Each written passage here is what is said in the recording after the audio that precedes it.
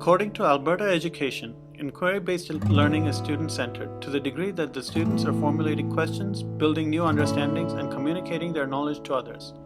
Inquiry-based learning in the classroom is when students are deeply involved and actively engaged.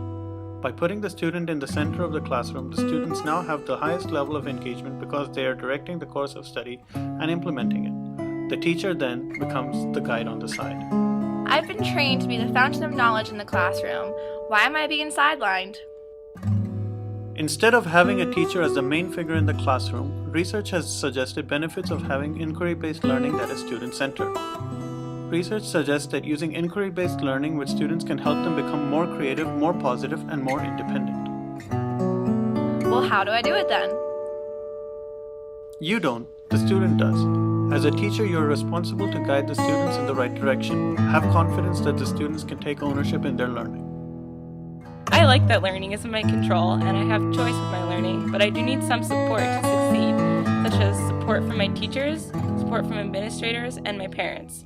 The resources to inquire what I want, good study habits, and proactive attitude towards learning.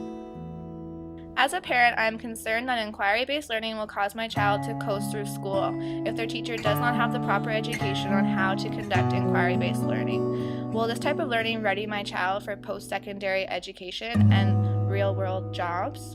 Elements of inquiry have always been a part of the curriculum. Today, inquiry is included in all of the general outcomes of the program of studies in one way or another. There are teacher-directed inquiry projects and student-directed inquiry projects. The teacher is not just a fly on the wall. They are in the classroom to guide the students' learning in the right direction, which will ensure that students maintain acceptable standards. Inquiry learning prepares students for lifelong learning that will follow them wherever they go. As an administrator, I have some concerns with incorporating inquiry-based learning into my school. The teachers that are already part of my school, how do they get proper training on how to properly conduct inquiry-based learning in the classroom? Where does the money and the time for this training come from?